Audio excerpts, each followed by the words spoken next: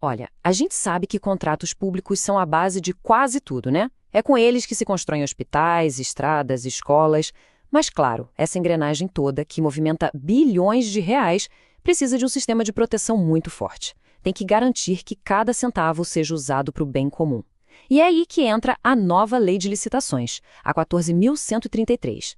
Ela chegou basicamente para redesenhar esse jogo, com o foco total em uma palavra: responsabilidade.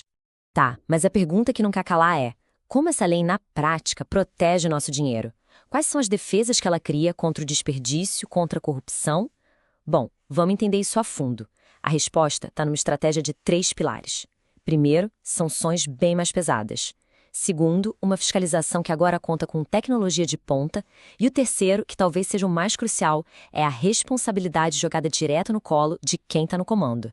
Para a gente ter uma ideia do tamanho dessa mudança, é só pensar que a lei antiga, a 8666, era tipo um manual gigante de regras. O mais importante era seguir o processo, sabe? Carimbar o papel, cumprir a burocracia. A lei nova, ela vira essa lógica de ponta cabeça.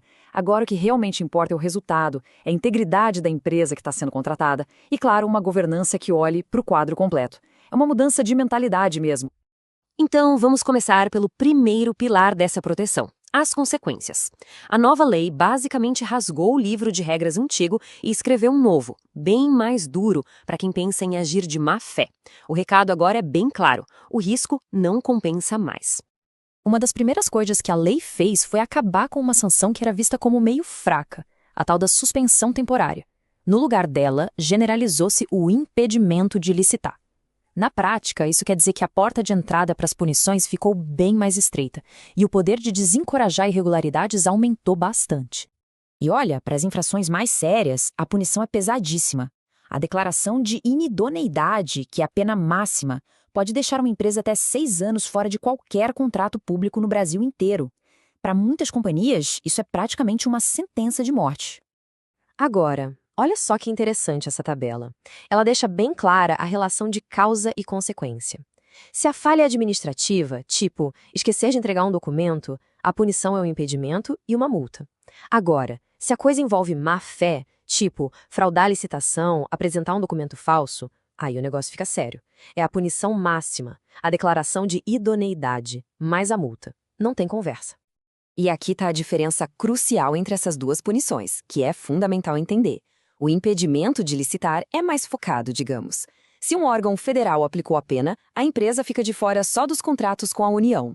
Agora, a declaração de inidoneidade, essa é um game over em nível nacional. A empresa é banida de tudo. Não pode contratar com nenhuma prefeitura, nenhum estado, nenhum órgão federal. É um bloqueio total. Só que, regras duras só funcionam se tiver uma fiscalização que pega no pé. E é por isso que a nova lei deu aquele upgrade na forma como os contratos são acompanhados. A ideia é trazer a supervisão para o século XXI. É quase como ter um tiratema, um replay instantâneo da execução do contrato. Vamos ver como isso funciona. Antigamente, o modelo dependia muito da boa vontade de um servidor, o chamado fiscal do contrato. E muitas vezes essa pessoa nem tinha a formação técnica necessária para avaliar, por exemplo, uma obra de engenharia super complexa ou um sistema de TI avançado. Era um sistema que deixava umas brechas bem claras, né? A nova lei abre um verdadeiro arsenal de ferramentas. A administração pode, por exemplo, contratar especialistas de fora para ajudar na fiscalização. E mais, ela incentiva e muito o uso de tecnologia. Pensa em georreferenciamento para mapear a obra, drones e câmeras para monitorar tudo de longe e plataformas digitais que dão transparência total para a gestão. É a tecnologia virando uma aliada poderosa do controle. E essa citação resume perfeitamente a ideia. Como a nossa fonte destaca, o objetivo é ter maior eficiência e precisão. É ter a certeza de que aquilo que foi prometido no contrato é exatamente o que a sociedade vai receber na vida real, com o maior controle possível. Chegamos ao terceiro pilar, e talvez o que mais muda o jogo. Ele vai direto no topo da pirâmide. A lei agora deixa muito claro que a responsabilidade pela integridade não é só de quem executa, mas principalmente de quem está no comando. O nome disso é governança. E o que é governança nesse contexto? Bom, pensa que é como se fosse o sistema operacional do órgão público. É a forma como a liderança define as regras do jogo, alinha a estratégia com que a população realmente precisa e cria controles para ter certeza de que tudo está funcionando bem, com transparência e foco no resultado. E esse diagrama aqui da nossa fonte é ótimo porque ele mostra direitinho como essas peças se conectam. A liderança aponta a direção, né? A estratégia é o que desenha o mapa para chegar lá. E o controle? Bom, o controle é o painel do carro, que fica mostrando se a gente está no caminho certo e se os objetivos estão sendo atingidos. Na prática, governar é um ciclo que não para, com 3 ações principais. Primeiro, avaliar o cenário com base em dados, não em achismos. Segundo, direcionar os esforços para onde eles são mais importantes, com metas bem claras. E terceiro, monitorar tudo de perto, para saber se o plano está dando certo ou se precisa de algum ajuste no caminho. E aqui, gente, tá o pulo do gato. A lei agora bota nome e CPF nos responsáveis. A obrigação de criar e manter esse sistema funcionando é da alta administração. A gente está falando de ministros, secretários, presidentes de estatais. Aquela desculpa do eu não sabia, simplesmente não cola mais. Certo, com regras tão duras, será que existe um caminho de volta para uma empresa que foi punida? A resposta da lei é sim. Existe um processo certinho de reabilitação, uma segunda chance. Mas, que fique bem claro, é um caminho difícil e que exige prova de que a empresa mudou de verdade.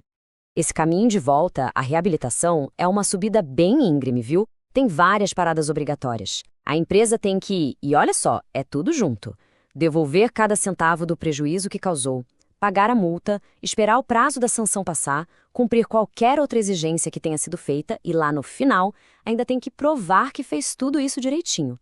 Não tem atalho, não tem jeitinho.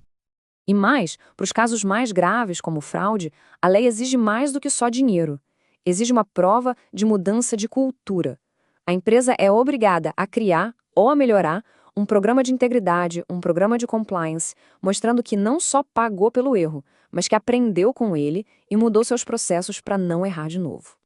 Esse trecho da lei é a definição perfeita desse novo sistema. Ele deixa claro que uma coisa é a punição pela infração e outra, completamente diferente, é o dever de devolver o dinheiro do prejuízo. As duas coisas andam juntas. Primeiro, a empresa devolve o que foi desviado ou perdido, depois, ela cumpre a pena pelo que fez. Então, se a gente juntar todas as peças, o que a gente tem é um sistema de defesa com várias camadas. Começa com regras claras e punições que realmente fazem efeito. Depois, é reforçado por uma fiscalização moderna que usa a tecnologia para enxergar mais e melhor. Tudo isso é sustentado pela responsabilidade direta da liderança. E, para fechar, tem um caminho de redenção, que é duro, mas é justo. No fim das contas, a lei entregou as ferramentas e disse quem são os responsáveis.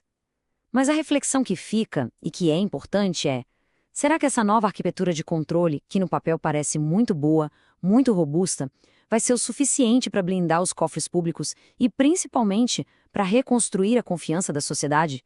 Essa, sim, é a pergunta de R$1 bilhão. E a resposta, bom, essa só o tempo e a aplicação séria da lei vão poder nos dar.